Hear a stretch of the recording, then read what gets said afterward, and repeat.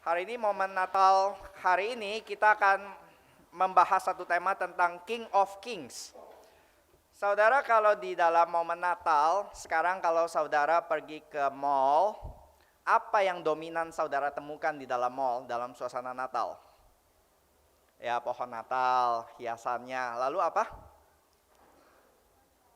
Hah? Apa? Lagu, ya lagu-lagu didengarkan, lagu-lagu Natal gitu.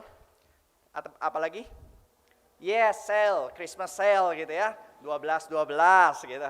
Nanti lanjut lagi ada semakin lama semakin banyak sale-nya. Jadi orang merayakan Natal sekarang itu bukan lagi tentang kelahiran Yesus, tapi tentang hal-hal yang lain, terutama tentang sale-nya. Setiap tahun di Orchard Road itu menjadi satu wadah atau satu tempat, satu masa di mana perputaran uang paling banyak selama setahun adalah di momen Natal di Orchard Road, satu panjang demikian ya. Dan kalau dulu masih suasananya tentang Natal, saya ingat 2004 di Siketeng, salah satu supermarket yang paling tua di Singapura, itu masih menulis slogannya itu adalah even the wise man worship Jesus. Wah, menarik ya, even the wise man worship Jesus. Itu kan orang Majus dikatakan wise man, orang bijaksana menyembah Yesus gitu. Terang-terangan gitu. Karena dulu si Keteng ini supermarket yang keluarga Kristen, lalu setiap hari Minggu mereka tutup. Mereka berani gitu dengan komitmen Minggu kami tutup. Tapi sekarang generasi kedua, ketiga, si Keteng tetap buka. Dan bukan hanya tetap buka, saya ingin ngecek hari tahun ini slogannya apa begitu ya. Seringkali saya nggak ketemu, maksudnya nanti mungkin saya ke Singapura untuk lihat langsung. Hanya demi itu ya, enggak kali.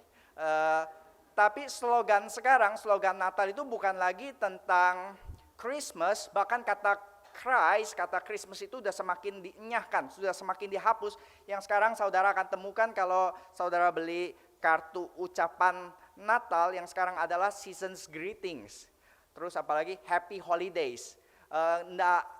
Nggak lagi tentang Merry Christmas gitu. Christmasnya, Christnya itu udah semakin dienyahkan, semakin dikepinggirkan.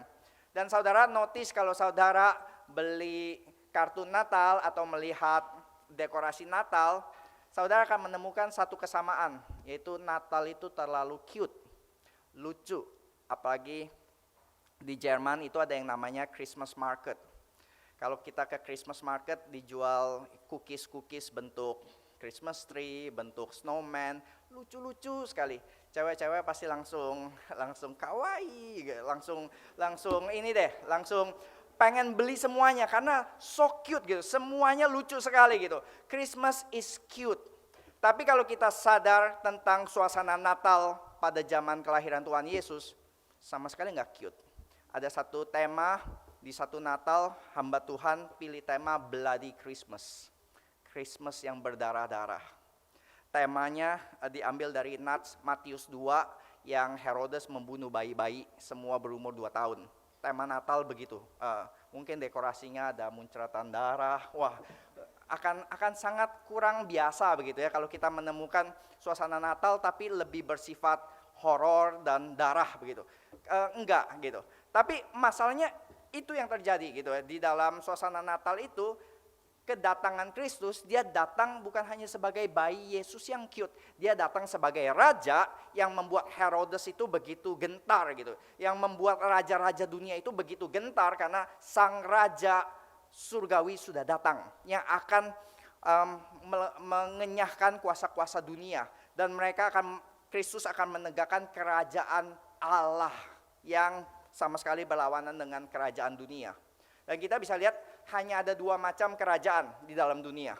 Oh ya, monarki Inggris dan Perancis, bukan tentang hal itu, tetapi 2 macam kerajaan ini adalah kerajaan dunia, the kingdom of this world, dan the kingdom of God, kerajaan Allah, yang dua-duanya beroperasi dengan cara yang sangat bertentangan.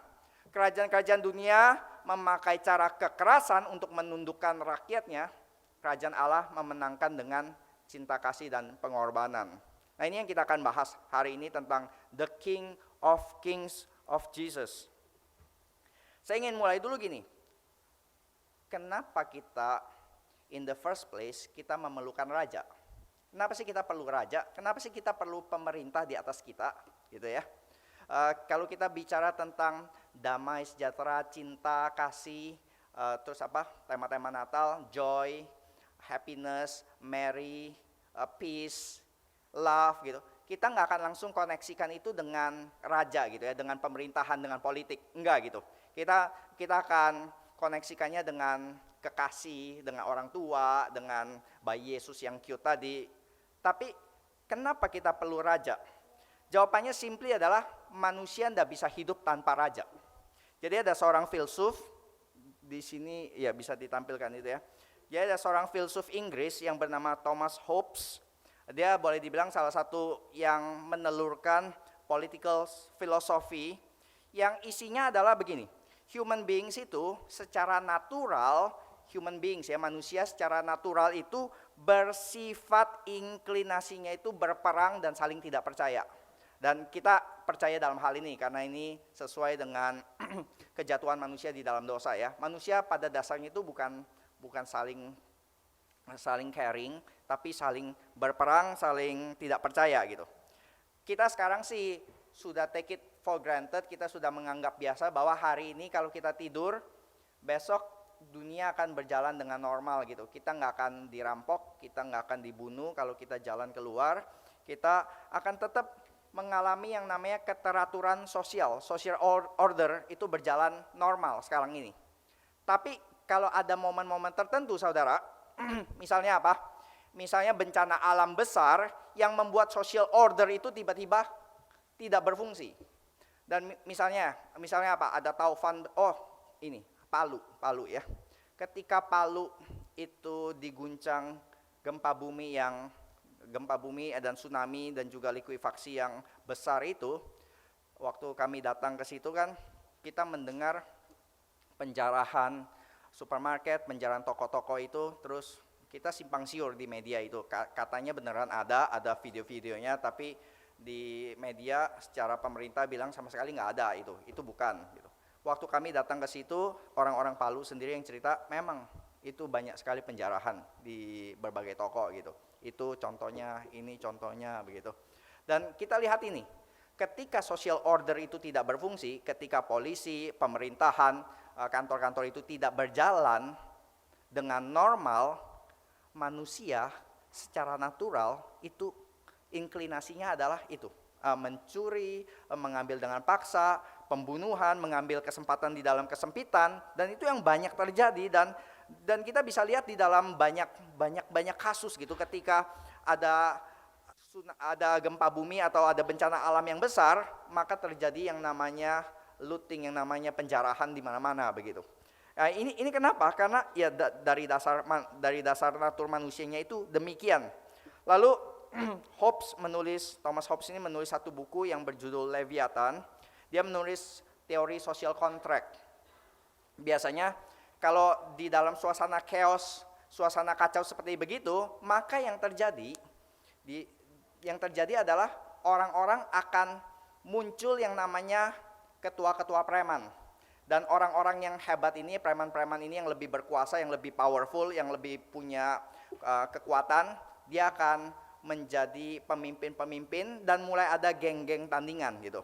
Nah, di salah satu buku Batman, itu Batman menggambarkan ceritanya Gotham City itu hancur karena gempa bumi. Lalu masing-masing tokoh-tokoh itu, Joker, Penguin, semuanya punya geng-gengnya masing-masing gitu. Dan bagaimana caranya restore social order? Karena polisi saat itu juga nggak berdaya menghadapi semuanya ini. Maka dikatakan Batman mencoba menenangkan semua dan nggak bisa gitu tanpa social order begini. Yang terjadi adalah Batman juga jadi salah satu ketua preman. Jadi Batman ketua preman, ada Penguin, ada Joker dan yang lain-lain. Mereka saling mengadu kekuatan dan akhirnya ya dikatakan Batman selalu menang gitu. Batman menjadi ketua preman di atas segalanya, become king of kings. Dan itu caranya restore order. Manusia katakan demikian ya, social contract-nya, bahwa manusia karena manusia itu saling bertarung chaos begini, maka manusia itu menginginkan adanya otoritas pusat yang memerintah semua orang. Karena kalau enggak, manusia enggak merasa aman, kadang-kadang bisa dibunuh, kadang-kadang besok makanannya direbut. Waktu di Palu itu, salah satu jemaat gereja itu bilang, kami itu, gempa ini yang bikin kami hilang iman itu bukan gempa, Pak. Ini salah satu anggota gereja cerita ke kami ya, waktu kami tinggal di rumahnya gitu. Yang bikin goncang iman itu bukan gempa buminya, Pak. Kami masih tetap beriman kuat di dalam gempa bumi ini. Yang bikin kami goncang iman itu adalah ketika kami melihat orang Kristen rebutan bahan bantuan dan mereka sama sekali tidak seperti orang Kristen. Jadi di satu desa itu ketika heli mau turunkan bantuan, di lapangan itu orang-orang sudah kerumun, jadi heli nggak bisa turun gitu ya, karena ada orang gitu di bawah. Jadi yang heli bisa lakukan adalah orang-orang di heli itu yaitu lempar kardus super minyak, bahan-bahan bantuan, selimut, obat-obatan dan lain-lain. Yang terjadi di bawah adalah total chaos, semua saling rebutan, padahal di gereja nyanyi haleluya puji Tuhan sama-sama. Tapi di bawah itu semuanya rebut-rebutan dan tidak saling peduli satu sama lain. Dan katanya si ibu ini cerita, saya sudah bawa 1 dus makanan dan selimut gini. Saya baru jalan 2 langkah sudah direbut oleh orang Kristen. Iya, karena itu desa Kristen, berarti direbut oleh orang Kristen lainnya gitu. Dan akhirnya yang terjadi adalah, ya ini, saya cuma dapat sedikit-sedikit di sini. Yang lebih kuat, mereka yang dapat lebih banyak gitu. Yang lebih berkuasa, mereka yang lebih dapat gitu. Dan bantuan yang di drop dari pemerintah katanya, itu akhirnya numpuk di kepala-kepala desa atau kepala kampung gitu ya. Dan kami katanya, setiap keluarga katanya hanya dapat 2 bungkus super mie. Minyak yang tadinya segini, cuma dapat segini. Yang bikin kami guncang iman bukan gempa bumi, Pak, kelakuan orang Kristen. Jadi kita lihat teori Hobbes ada poinnya. Di satu sisi ketika social order tidak berjalan, manusia menjadi beast. Manusia itu menjadi hewan buas yang saling menerkam, yang saling rebutan dan tidak peduli orang-orang lain. Karena itu kenapa orang-orang ini akhirnya perlu pemerintah, karena mereka daripada saling rebutan, mereka takut besok dibunuh, dicuri dan yang lain-lain, mereka menyerahkan kebebasan mereka kepada Leviathan, kepada satu tokoh atau satu pemerintah, satu orang yang menjadi raja yang memerintah semuanya, yang bisa mempertahankan ketertiban itu dan melindungi rakyat di bawah. Maka rakyat di bawah dengan senang hati tunduk kepada sang raja. Jadi ketakutan jatuh kepada suasana chaos alamiah tersebut membuat orang-orang itu bisa diatur. Jadi ini yang namanya teori pemerintahan menurut Hobbes. Nah, kita kan minggu lalu kita bahas tentang Menara Babel ya. Bagaimana saya coba kaitkan Menara Babel itu dengan Natal begitu. Di dalam Menara Babel di Kejadian 11 waktu mereka membangun menara yang tingginya sampai ke langit, untuk apa? Mencari nama. Jadi ada 3 motif yang saya bilang kita akan bahas menjadi trilogi. Itu adalah motif nama yang lalu saya sudah bahas, lalu motif kerajaan dan motif kehendak. Nah, ini 3 motif ini ada di dalam doa Bapa kami ya. Bapa kami yang di surga, dikuduskanlah namamu, datanglah kerajaanmu, jadilah kehendakmu. Hari ini kita membahas motif yang kedua, motif raja. Di Menara Babel memang tidak dicatat ada raja atau enggak. Tapi kita bisa dengan pasti menyatakan di dalam Menara Babel pasti ada raja. Pasti ada pemimpin.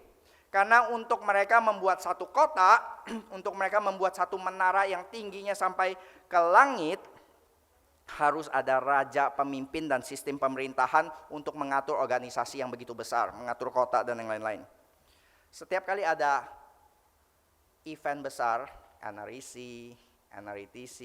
KKR besar Patong, hal pertama yang dilakukan apa saudara? Pilih ketua. Sebelum ada ketua, nggak ada hal-hal apa yang bisa dilakukan. Nggak bisa yang namanya event besar NRIC bisa berjalan tanpa organisasi, tanpa panitia, tanpa ketua, nggak ada gitu. Bahkan sudah bentuk panitia gitu ya, oke mari kita bentuk panitia. Maka semua akan saling melihat satu sama lain dan saling berdoa, bukan saya. Lalu siapa yang menjadi ketua? langsung kalimat Alkitab lebih baik memberi daripada menerima. Nah, langsung kita pilih salah satu korban untuk dikorbankan menjadi ketua. Nah, kalau di sini kan kita tahu ya, kalau jadi ketua di Gary itu saling rebut-rebutan, langsung apa? Saling rendah hati. Loh, nggak sesuai teori Hobbes dong ya. Semua rebut-rebutan mau jadi raja. Kalau di Gary kok enggak ya? Di Gary kulturnya berbeda, saudara. Kalau jadi ketua panitia di Gary itu enggak dapat privilege, tapi cuma dapat beban. Dapat tugas gitu. Saya ngobrol dengan seorang pengurus gereja cabang, dan dia cerita, dulu saya dari gereja lain, Pak. Dia bilang kultur gereja kami dua ini ya, gereja saya yang lama dengan gereja Gary itu benar-benar berbeda gitu. Kenapa? Karena kita di cabang gitu ya, Gary cabang, waktu pemilihan diaken, semua rendah hati, tidak ada yang mau jadi diaken. Jangan saya tidak layak, saya belum dewasa rohani, saya belum lama di Gary. Semua tidak ada yang mau, harus ditunjuk, harus ditembak satu persatu. Di gereja lama, Pak, semua rebut-rebutan, Pak. Itu kayak pilkada katanya. Semua kumpulkan orang-orangnya untuk vote dia, untuk support dia gitu. Kalau di Gary, saudara akan lihat diakennya justru terbalik. Jangan pilih gua lo ya, awas, jangan pilih gua lo ya. Gitu. Kalau di gereja lain, semua kayak pilkada. Ayo pilih gua, semua pemuda pilih saya gitu. Gini, kenapa begitu berbeda? Karena saya bilang kenapa beda, Pak? Sistem gereja sini dengan sini kenapa bisa beda gitu? Karena di situ kalau jadi diaken, jadi pengurus, dapat reimburse transport, dapat mobil ini kantor, dapat privilege. Sedangkan kalau di Gary gimana, Pak? Di Gary diaken setiap kali ada event itu janji iman dulu. Siapa yang bayar dulu? Panitia. Gitu. Janji iman kita yang bayar dulu gitu. Korban kalau di Gary. Kalau di situ dapat privilege, keuntungan gitu. Jadi kita mesti sadar bagi kita yang di dalam Gary, patung itu benar-benar membuat satu reverse culture ya, yang benar-benar berbeda gitu. Waktu kita kayak regional besar-besaran bikin kapin gitu, kita kumpulkan semua jadi panitia, maka yang mereka tanya adalah dapat ongkos berapa, dapat hal ini apa. Lalu kita bilang enggak. Kalau Bapak mau jadi panitia, Bapak justru harus diajak bersama-sama untuk janji iman, memberikan persembahan terlebih dahulu, karena ini adalah pelayanan, berkat daripada Tuhan, dan saudara diberikan kesempatan untuk mendapat berkat itu lebih dulu. Mereka semua, hah? Udah jadi panitia mesti bayar, bukan dibayar, kami yang bayar. Iya, Bapak yang bayar. Oh gitu, ohnya panjang, miris lagi nadanya. Jadi kita agak susah itu mengconvince panitia-panitia lokal untuk mendidik cara kerja STEMI yang sangat berbeda gitu ya. Dan di sini juga waktu kita lihat ini ya, pada naturnya adalah, saya lebih percaya natur pada umumnya adalah semua orang itu ingin menjadi raja. Semua orang itu ingin privilege tersebut. Saudara coba nonton Disney Channel. Anak-anak saudara yang kecil akan mau menjadi apa? I want to be the prince, I want to be the princess.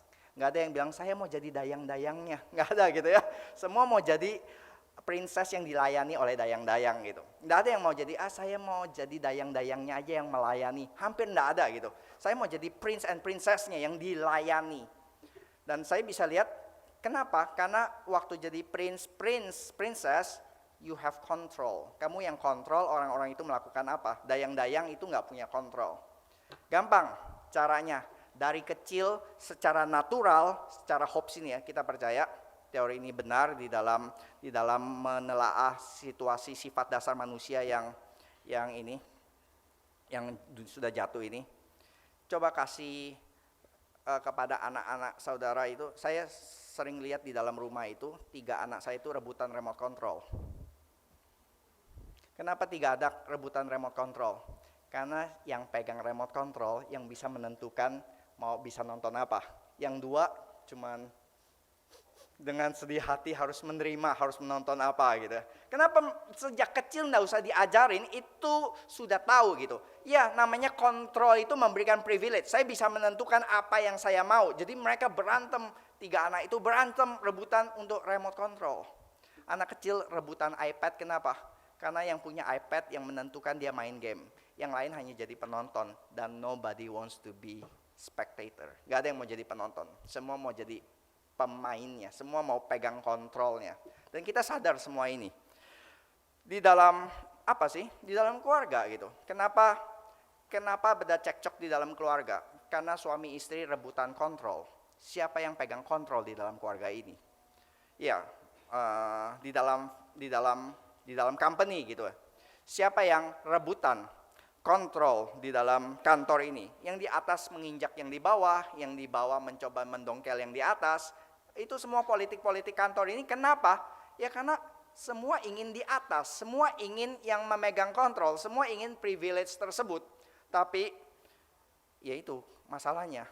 Yang bisa di atas hanya satu, sedangkan yang ingin semua. Jadi makanya itu yang namanya ada clash of the kingdom. Nah, setelah kita lihat bahwa di dalam Babel ini pasti ada raja, tetapi setelah itu kita tahu akhir ceritanya Tuhan membubarkan mereka, dan mereka yang tadinya satu bahasa menjadi berbagai bahasa berbeda-beda, mereka terpencar-pencar. Dan nanti kita lihat ada satu raja yang bahkan dicatat oleh Alkitab, the King of Kings, yang akan menggabungkan semuanya itu kembali, membubar yang tadi Babel sudah bubar, sekarang dikumpulkan kembali dan dibangun kembali menara yang tinggi tersebut. Dan saudara boleh boleh search di dalam Alkitab saudara, King of Kings, tanda petik 2 ya. Yang muncul hanya akan ada 3 nama. Satu Artaxerxes, dia menulis bahwa saya adalah King of Kings, kita bisa pinggirkan itu. Tapi 2 nama ini akan kita bahas lebih mendalam. Yang kedua adalah Nebukadnezar. Dan ini yang berkata bukan dia saja, tapi Tuhan sendiri yang berkata bahwa Nebukadnezar adalah King of Kings. Daniel berkata kepada Nebukadnezar juga, "Oh King, you are King of Kings." Bahwa Tuhan menyatakan Nebukadnezar King of Kings, Daniel juga menyatakan dia King of Kings, dan Babylon itu mencatat bahwa Nebukadnezar itu adalah salah satu raja paling agung, paling besar di dalam sejarah Timur Tengah, Ancient Near East, Timur Dekat Tengah saat itu, begitu ya. Bahwa dia bukan hanya raja yang berhasil menaklukkan Yerusalem, Mesir dan sekitarnya, membangun empire, Babylon Empire yang begitu besar, tapi dikatakan dia juga seorang raja yang begitu ahli membangun gedung-gedung, membangun tempel-tempel, dan sejarah juga mencatat salah satu keajaiban dunia, 7 Wonders of the World, salah satunya adalah Hanging Garden of Babylon.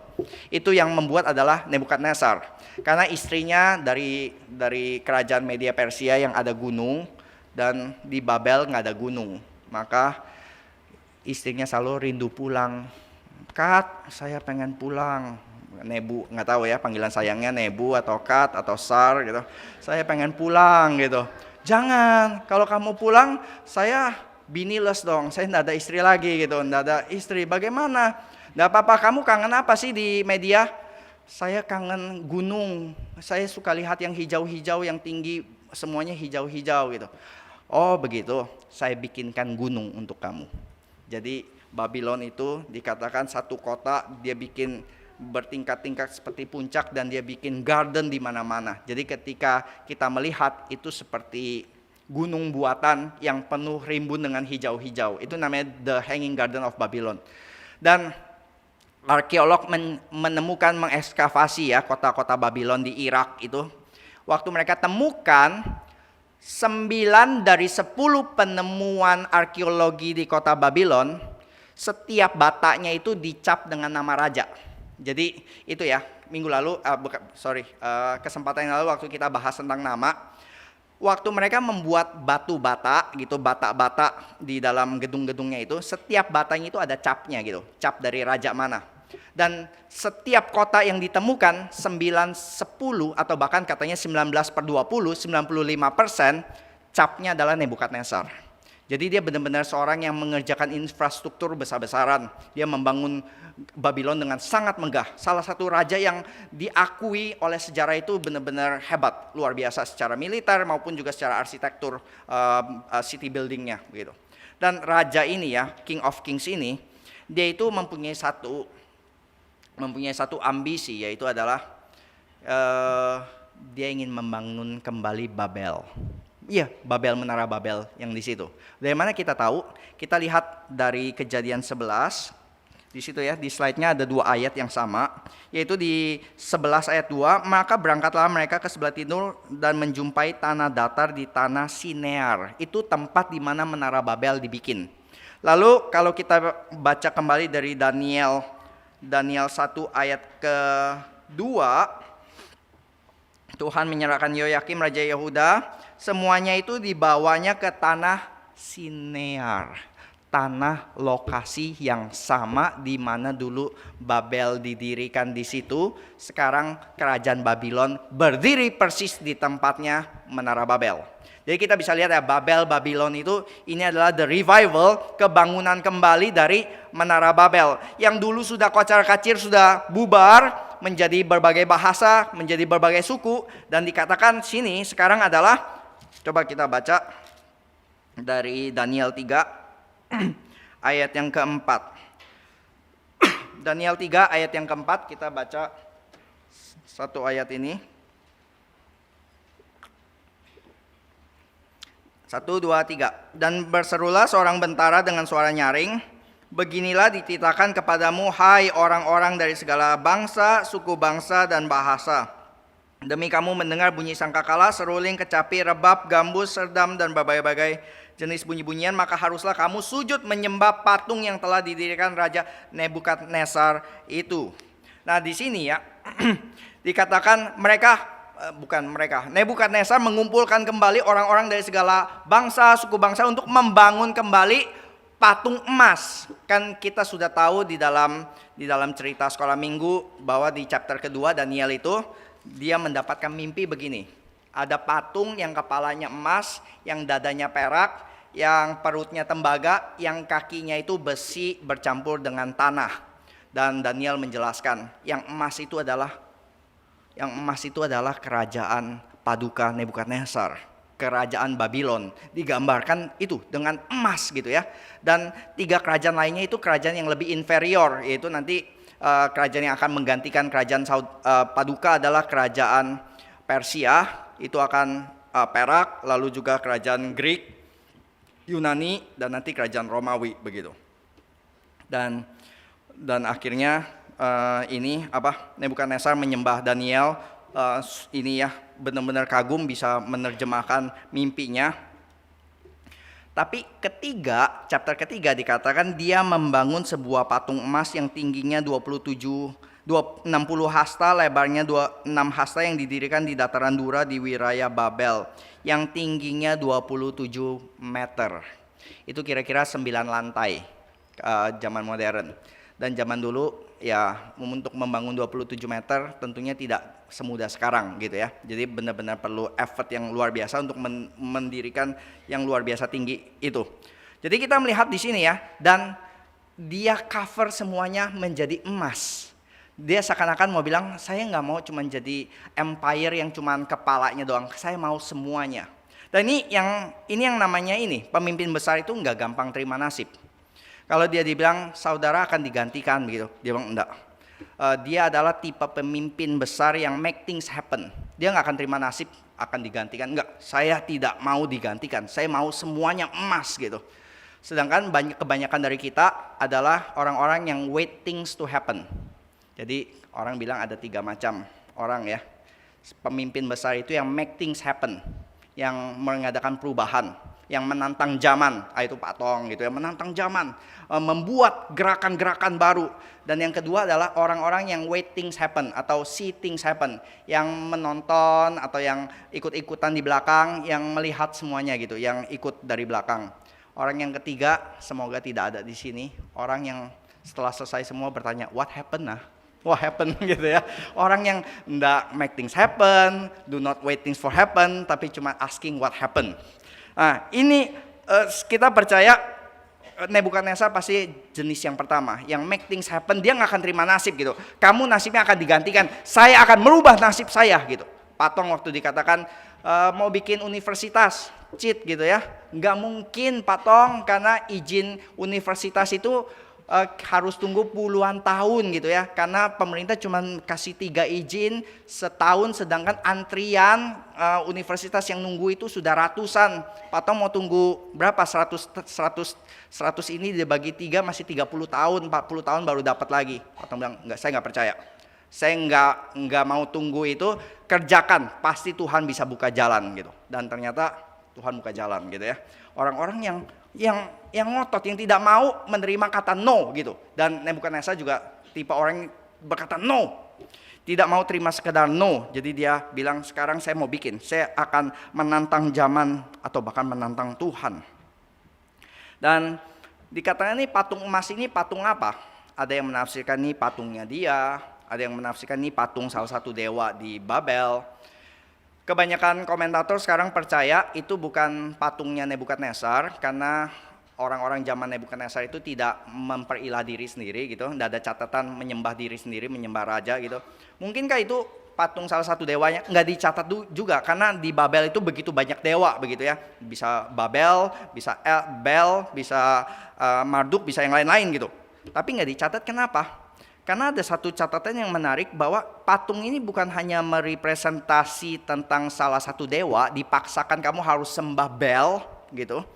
Tapi kamu harus sembah apa yang di sini? Apa sih maksudnya suruh sembah semuanya ini? Yaitu ini gitu, bahwa Nebukadnezar tahu bahwa yang dia jajah ini ya dari berbagai suku bangsa, dan bagaimana menyatukan mereka supaya mereka nggak saling perang lagi, saling bikin ini, mereka menjadi satu identitas yang sama, satu komunitas yang sama. Salah satu terbaik adalah dengan agama, satu agama yang sama gitu.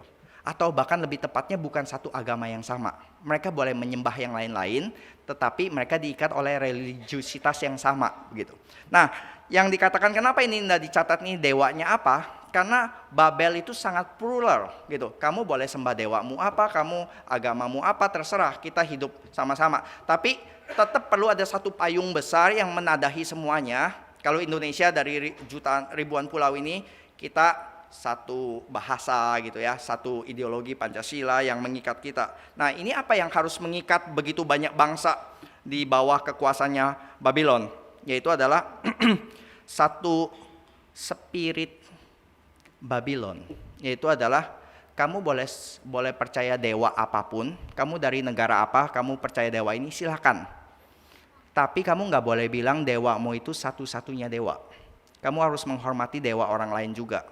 Bahwa kamu boleh percaya dewamu, tapi kamu juga supaya kamu toleran terhadap dewa yang lain, maka ini ada satu dewa ini, patung ini yang kamu harus sembah sebagai bukti toleransi kamu gitu. Dan dikumpulkan semua, test of pluralism. Tesnya itu apa? Datang ke sini, sembah patung yang mewakili semangat pluralisme ini, dan setelah itu silakan kamu kembali ke rumahmu masing-masing, sembah dewamu lagi yang masing-masing itu, terserah gitu.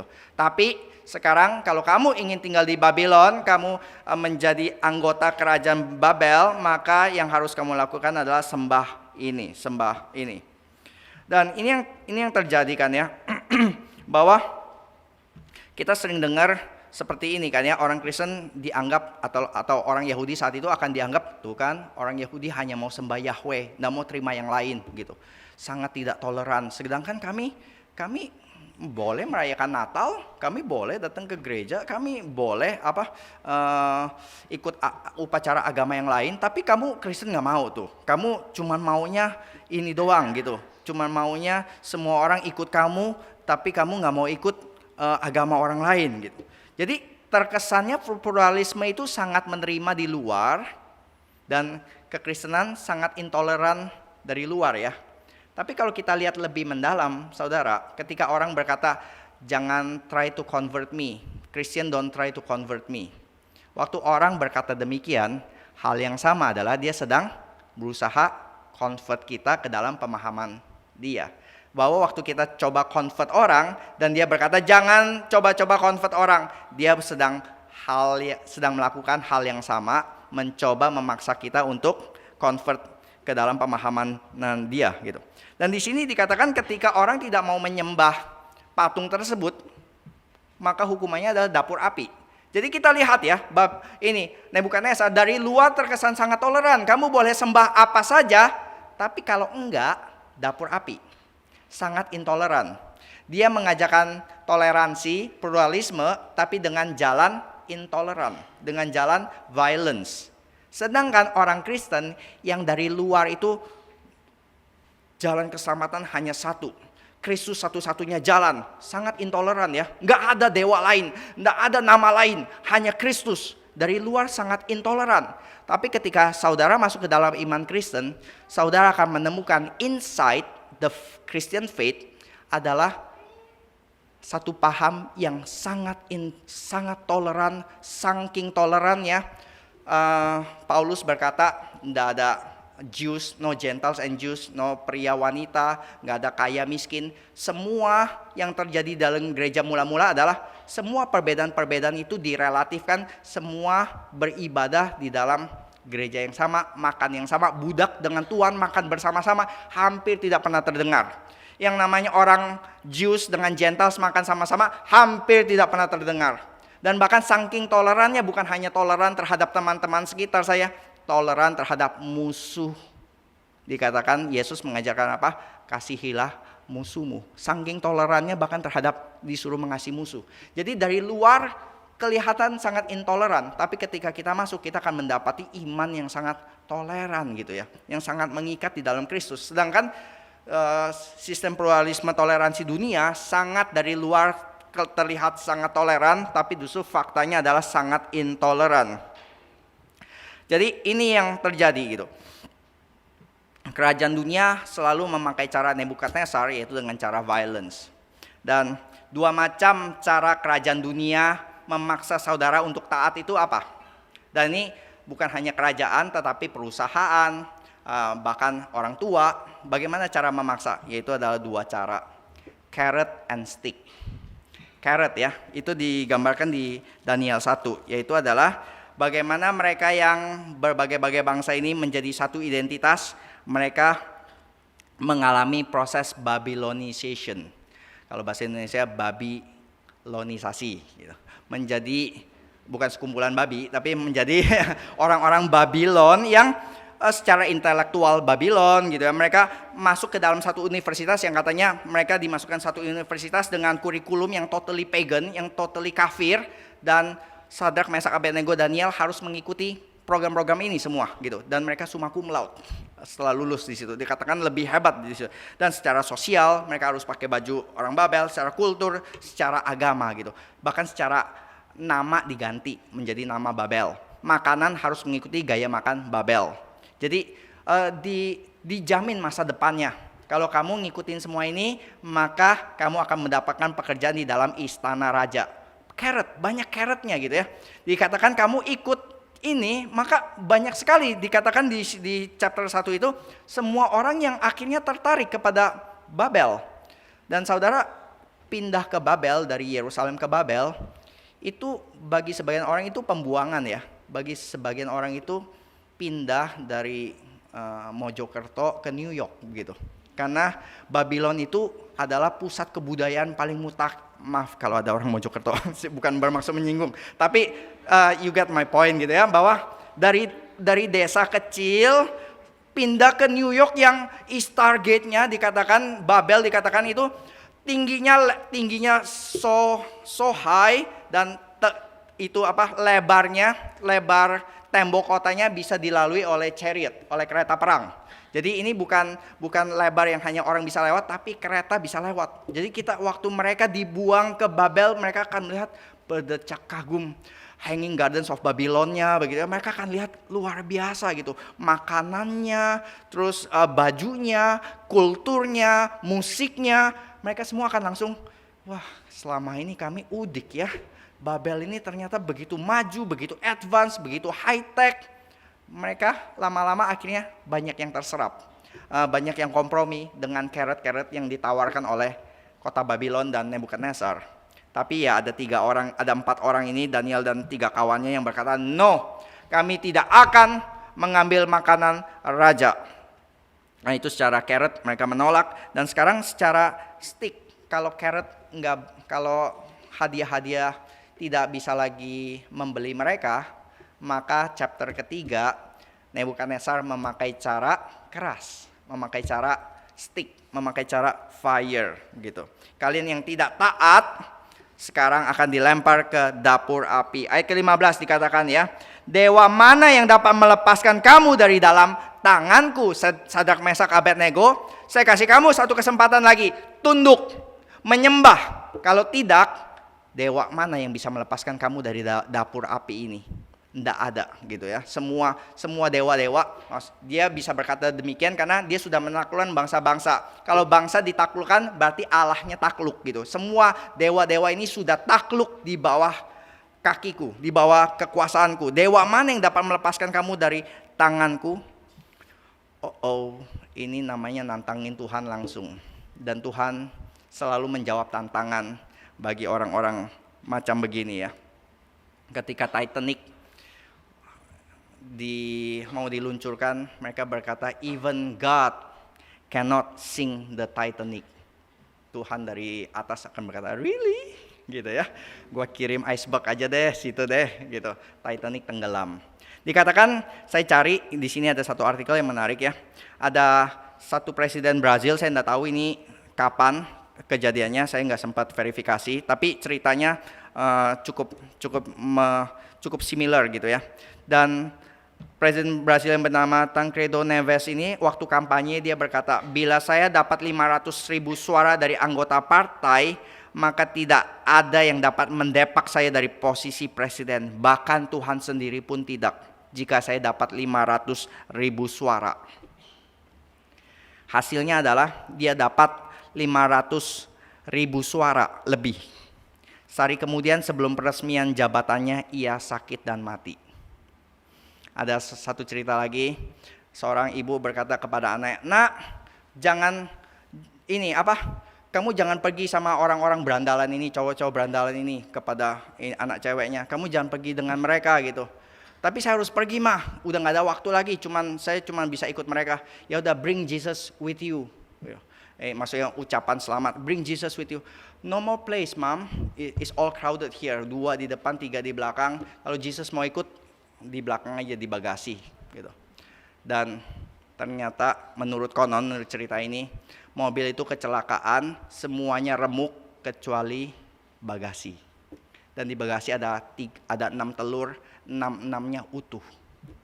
You want to bring Jesus with you? Be careful kalau kita mencoba menantang Tuhan seperti Nebukadnezar yang berkata demikian. Karena nanti 3 kawan ini akan berkata dengan kalimat iman ya, berkata, kamu pikir Tuhan kami tidak mampu? Allah kami yang kami puja sanggup melepaskan kami, maka ia akan melepaskan kami dari perapian menyala-nyala itu dan dari tanganmu, hai Raja. Tetapi seandainya tidak, hendaklah Tuanku mengetahui ya Raja, bahwa kami tidak akan memuja dewa Tuanku dan tidak akan menyembah patung emas yang Tuanku dirikan itu. Dan ini iman yang sejati, iman yang berkata, my God is able. Tapi juga sekaligus iman yang berkata, my God is sovereign. Karena mungkin Tuhanku akan berkata tidak, gitu ya. Di satu sisi Tuhanku mampu, tapi belum tentu Tuhanku akan melepaskan saya. Di satu sisi dia mengakui kehebatan Tuhan, kemahakuasaan Tuhan. Di satu sisi dia juga mereka juga mengakui kedaulatan Tuhan. Nah ini akan bilang seandainya tidak. Ini iman seandainya tidak gitu ya. Ini sangat sering kita dengar di reform gitu. Tapi kalau di gereja aliran yang lain, maka mereka akan melihat, bukankah iman seandainya tidak ini iman yang sepertinya kurang iman gitu. Kalau iman yang betul-betul kuat adalah ya, claim it and get it gitu ya. Claim it in your prayer and get it. Gak ada yang namanya seandainya tidak gitu. Karena Tuhan harus kau goncang-goncangkan tangannya. Kamu harus sepenuhnya yakin gitu. Kalau bilang seandainya tidak, berarti kamu kurang iman. Bukan. Dikatakan iman yang seperti itu adalah iman kepada agenda pribadi dan bukan kepada iman kepada Tuhan. Jadi kita harus lihat ada 2 macam iman yang berbeda ya. Iman kepada Tuhan Sang Raja, King of Kings tersebut, berarti dia berdaulat. Dia boleh jawab iya, boleh jawab enggak, tapi saya tetap percaya kepada dia. Atau iman yang kepada agenda pribadi, yaitu adalah kamu tetap jadi rajanya, kamu nggak mau percaya kepada sang raja, kamu masih pengen agendamu yang jadi, bukan agenda Tuhan. Dan berapa banyak orang yang melihat kepada Sadrak Mesak Abednego ini, dan di sepanjang sejarah berapa banyak yang dilepaskan, yang mana lebih banyak yang dilepaskan Tuhan dengan mujizat atau yang benar-benar mengalami api dan mati. Sejarah gereja mencatat lebih banyak martir yang mati dimakan singa, digelanggang Nero, dibakar hidup-hidup dibanding yang mengalami mujizat keselamatan. Jadi kita harus lihat Tuhan berdaulat. Tuhan bisa melepaskan Sadrak Mesak Abednego, dan dia mungkin tidak melepaskan saudara, tidak melepaskan orang-orang yang lain. Tapi ini kita akan lihat di sini ya. Ini caranya kerajaan dunia dengan carrot and stick. Dan kerajaan Allah itu memakai cara yang berbeda, saudara. Memakai cara kasih dan pengorbanan yang menurut Thomas Hope pasti tidak akan berjalan gitu ya. Namanya kasih pengorbanan, yang berjalan itu adalah carrot and stick gitu. Tapi menariknya ini diucapkan sendiri oleh Nebukadnezar di ayat yang ke-29 ketika dia melihat mujizat itu tersebut ya, dan dia melihat di dalam dapur api bukan hanya Sadrak Mesak Abednego, dia melihat ada orang keempat, ada 4 orang kulihat berjalan-jalan dengan bebas di tengah-tengah api itu, mereka tidak terluka, dan yang keempat rupanya seperti anak dewa. Dan dia dikatakan ayat 29, dan aku mengeluarkan perintah bahwa setiap orang dari bangsa, suku bangsa, bahasa manapun ia yang mengucapkan penghinaan terhadap Allahnya Sadrak Mesak Abednego akan dipenggal, rumahnya akan dirobohkan menjadi timbunan puing, karena tidak ada Allah lain yang dapat melepaskan secara demikian. There is no other God who can save this way. What way? What way itu ya? Way, this God's way itu apa sih? God's way itu adalah love. Carrot and stick bisa mendapatkan banyak hal, betul. Itu ya. Saya cuma bilang gini, 2 cara dunia itu adalah carrot, saudara atau orang bisa mendapatkan tubuh pelacur dengan membeli tubuhnya, tapi dia tidak bisa mendapatkan cintanya. Yang orang yang memperkosa bisa mendapatkan tubuh orang yang diperkosa dengan paksaan, tapi dia tidak bisa mendapatkan cintanya. Tapi hanya satu cara yang Tuhan ingin, karena Tuhan tidak hanya ingin tubuh, tidak hanya ingin pelayanan kita, tidak hanya ingin harta kita, yang terutama diinginkan, dia ingin cinta dan hati kita. Dan itu tidak bisa dibeli dan tidak bisa dipaksa, saudara. Cinta itu hanya bisa ditimbulkan, hanya bisa diberikan, bukan dipaksa ambil.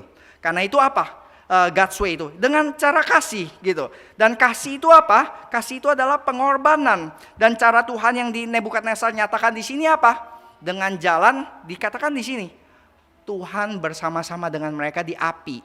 God is with them in their suffering. Tuhan bisa aja selamatin. Coba saudara mulai berkreatif secara pikiran gitu ya. Selain Tuhan selamatkan mereka, dengan cara apa Tuhan bisa selamatkan mereka? Kirim hujan gitu ya, apinya padam, nggak jadi terbakar. Atau Tuhan bisa cara apa lagi? Kirim Iron Man, Superman, selamatkan mereka keluar dari dapur api. Bisa kan ya, ambil mereka langsung gitu. Tapi enggak, dikatakan Tuhan mempunyai jalan yang dikatakan di sini adalah dia bersama-sama dengan mereka in the fire. God is with them in their suffering. Coba tampilkan slide Walter Stoff, seorang filsuf ini menulis, dia sangat dekat dengan suffering karena salah satu anaknya meninggal di dalam naik gunung, dan dia sebagai papanya, sebagai ayahnya menulis buku Lament for a Son. Jadi buku yang sudah menjadi berkat bagi orang-orang yang mengalami pedihnya ditinggal oleh orang yang dikasihi. Buku itu boleh menjadi berkat besar begitu. Lament for a Son. Dan dia berkata demikian, God is love, that is why he suffers. To love our suffering sinful world is to suffer. God so suffered for the world that he gave up his only son to suffering. The one who does not see God's suffering does not see his love.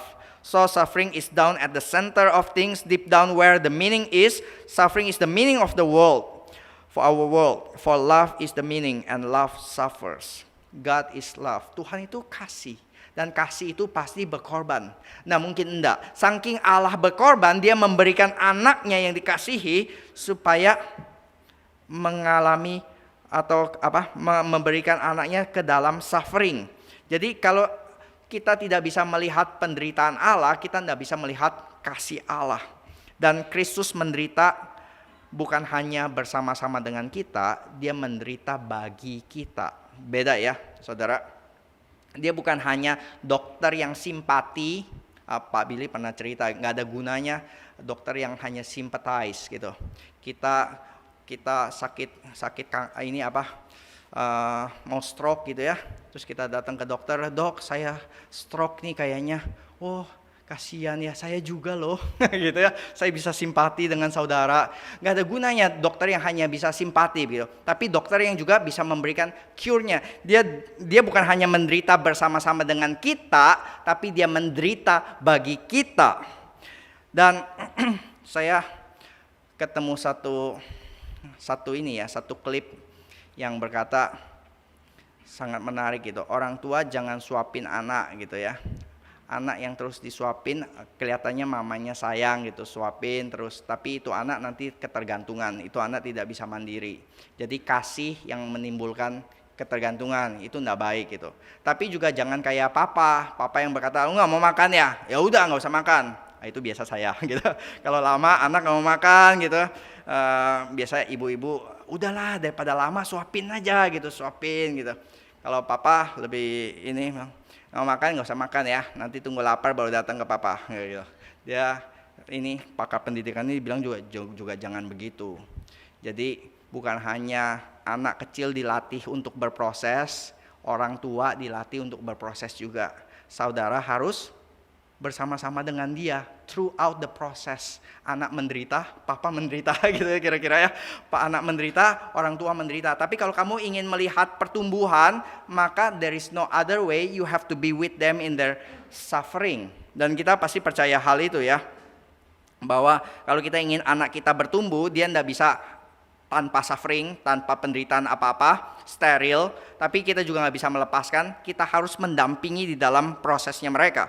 Dan itu yang namanya love, itu akan menggerakkan lebih daripada carrot and stick gitu. Karena carrot and stick itu memakai force dari luar gitu ya, dengan rayuan dari luar untuk kita maju terus, seperti keledai itu maju terus selama carrotnya ada di situ. Carrotnya udah nggak ada, dia nggak akan maju lagi. Dan stick, dia nggak akan bergerak lagi. Kalau dia udah nggak dipecut, dia nggak akan goyang lagi. Tapi apa yang terus menggerakkan orang terus menerus secara konsisten? Love. Love berbeda karena cinta kasih menggerakkan dari dalam, seperti mesin yang dari dalam, bukan seperti mobil yang didorong dari luar atau dari depan ditarik, tetapi adalah dari dalam gitu. Dan dikatakan bagaimana The King of Kings ini menunjukkan cintanya, yaitu ketika dia betul-betul masuk ke dalam dapur api tersebut. Yaitu kalau di sini adalah secara literal dapur api, maka di New Testament, di Perjanjian Baru, ketika Kristus masuk ke dalam dapur api, apa sih dapur api yang dihadapi oleh Kristus? Dapur apinya adalah ini, di Taman Getsemani. Ketika dia berkata, "Tuhan kalau boleh cawan ini lalu daripadaku." Dan dia berkeringat darah, kenapa? Karena dia melihat satu agony yang begitu besar, yang sampai Kristus pun berkata, "Kalau boleh ini jangan." Apa itu dapur apinya? Dapur apinya adalah dia harus terpisah dari Allah Bapa. Dia harus suffering terbesar adalah perpisahan. Suffering terbesar adalah kasih, dia harus berpisah daripada Allah Bapa yang dia tidak pernah terpisah selamanya sebelumnya gitu. Yaitu adalah dia harus melewati semua itu supaya apa? Supaya kita tidak harus melewati dapur api tersebut. Mari kita membuka dari 1 Korintus 10 ayat 13.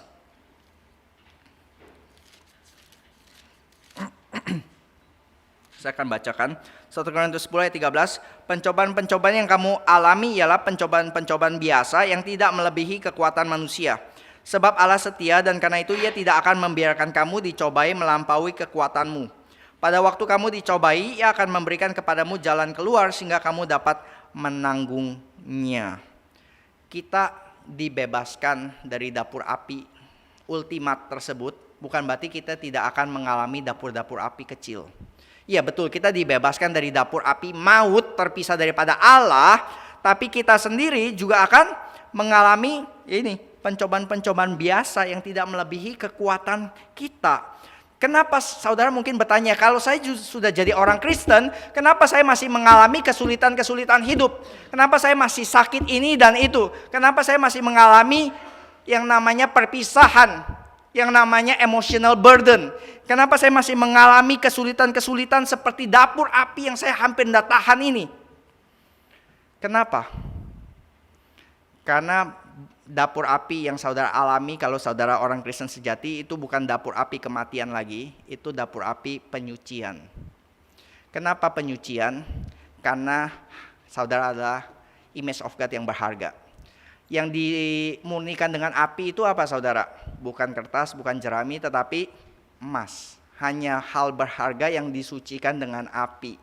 Jadi kalau saudara mengalami penyucian dengan api, itu berarti saudara sedang dimurnikan seperti emas yang sedang dimurnikan. Karena dia melihat saudara terlalu berharga untuk dikotori atau tetap menyimpan kotoran-kotoran tersebut, makanya harus dimurnikan supaya kotoran-kotoran tersebut, dosa-dosa yang masih tersimpan di hidup saudara itu harus disisihkan. Emosi-emosi yang masih najis, yang masih mengganggu kehidupan rohani harus disisihkan. Nanti di lagu keempat kita akan menyanyi seperti Tuhanku. Kenapa saudara mengalami dapur api kecil-kecilan ini? Supaya saudara bisa keluar dari dapur api itu seperti Tuhanku, more like the master. Nanti waktu kita nyanyi seperti Tuhanku yang kurindukan, yang lemah lembut, saudara minta apa di 2018? Karakter apa atau sifat apa yang saudara ingin hilangkan? Oh Pak, saya 2018 itu orang gak sabaran. Saya pengen 2019 saya lebih sabar. 2019 ganti habit gitu ya. Ganti 2019 lebih sabar gitu. Saya 2018 ini orangnya gampang marah. Saya 2018 ini saya pengen lebih lemah lembut gitu. Saudara tahu karakter itu Tuhan tidak berikan tiba-tiba ganti hari saudara jadi orang paling lemah lembut sedunia. Saudara jadi orang paling sabar sedunia. Enggak gitu. Kalau saudara minta menjadi orang yang lemah lembut, gitu, orang yang sabar, dia akan kasih rekan kerja yang bikin saudara kurang sabar, gitu ya, untuk dites selama setahun ini, sabar gak lu? Katanya mau sabar, nih gua kasih nih orang yang ini. Saudara mau jadi orang yang lemah lembut, begitu ya, nanti dikasih orang-orang yang saudara harus belajar lembut kepada dia. Padahal udah pengen pukul, tapi ingat harus lemah lembut gitu. Ya ini orang-orang macam seperti ini ya, yang nanti situasi kalau saudara minta apapun itu, Tuhan akan memberikan orang-orang atau situasi yang dimana saudara akan terus dilatih mempunyai karakter seperti itu. Jadi karakter apa yang saudara inginkan di 2019? Mintalah pada Tuhan dan nantikan dia akan jeblosin saudara ke dapur api tersebut gitu. Tapi kalau saudara bisa melewati semua itu, saudara akan melihat a different saudara, a different you, saudara yang berbeda di awal tahun dengan yang di akhir tahun. Dan orang-orang kau sore akan bilang, wih, yang suka marah-marah sekarang lemah lembut lu, gitu ya. Dalam setahun akan berubah karena sudah dimurnikan. Saya akan tutup dengan satu surat yang saya rasa ini adalah Sadrak Mesak Abednego orang modern. Kalau kita lihat Sadrak Mesak Abednego itu dulu di Babylon, kita sekarang enggak menghadapi, kita cukup bebas beragama, kita enggak mengalami api penyucian yang begitu besar. Tapi saudara, mungkin sebagian dari kalian mendengar kisah tentang Pastor Wang Yi yang sekarang ditangkap bersama dengan 100 jemaatnya di Cina. Pastor Wang Yi ini adalah salah seorang pendeta gereja bawah tanah, gereja ilegal yang terbesar, yang sangat terkenal. Dia sendiri adalah ahli hukum yang dikenal secara internasional. Dan dia diundang Pak Tong untuk datang Revo 500, menjadi salah satu pembicara tahun lalu. Dan nggak bisa datang karena dicekal di airport gitu, nggak bisa menjadi salah satu pembicara gitu. Dan tulisan dia benar-benar menggambarkan seorang Kristen emas gitu ya, orang yang sudah lewat dapur api tersebut gitu ya, yang sekarang berada di dalam dapur api tersebut gitu. Kalau tadi Sadrak Mesak Abednego hanya kita mendengar tulisannya, kalimatnya hanya satu kalimat begitu ya, Allah kami mampu, kalaupun tidak kami akan tetap beriman kepada Dia. Maka Wang Yi menulis jauh lebih panjang, tapi nafasnya, spiritnya sama persis dengan apa yang diucapkan oleh Sadrak Mesak Abednego. Kita akan doakan dia, tapi kita juga ingin membaca beberapa cuplikan dari suratnya yang panjang itu. Saya mencuplik sedikit, dan semoga ini menjadi berkat supaya menjadi satu pattern bagaimana orang yang benar-benar mengakui Yesus sebagai King of Kings, lebih daripada kings di dunia ini. Ini adalah tujuan dari semua upaya gereja di Cina, yaitu untuk memberikan kesaksian kepada dunia tentang Kristus itu, untuk memberikan kesaksian kepada Middle Kingdom tentang the Heavenly Kingdom, untuk bersaksi tentang kehidupan duniawi yang bersifat sementara, tentang kehidupan surgawi yang kekal. Ini adalah panggilan pastoral yang saya terima. Untuk alasan ini saya menerima dan menghormati kenyataan bahwa rezim komunis ini telah diizinkan oleh Allah untuk memerintah sementara. Seperti yang dikatakan oleh hamba Tuhan John Calvin, para penguasa yang jahat adalah penghakiman Allah atas orang-orang jahat. Tujuannya adalah untuk mendesak umat Allah agar bertobat dan berbalik lagi kepadanya. Karena alasan inilah saya dengan senang hati bersedia menyerahkan diri saya kepada penegakan hukum mereka, seolah-olah tunduk kepada disiplin dan pelatihan Tuhan.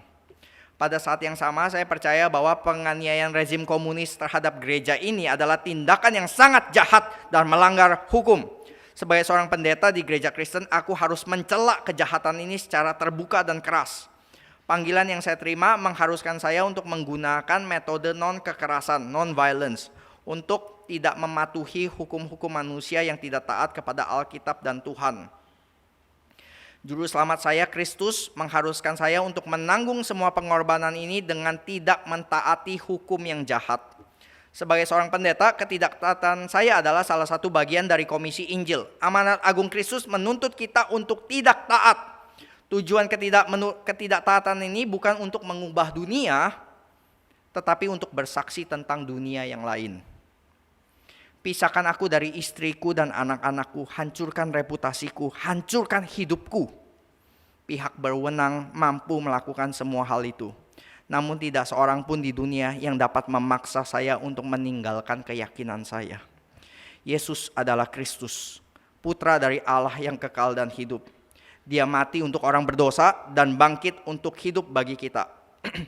Dia adalah rajaku dan raja seluruh bumi, kemarin, hari ini, dan selamanya. Saya adalah pelayannya dan saya dipenjarakan karena ini.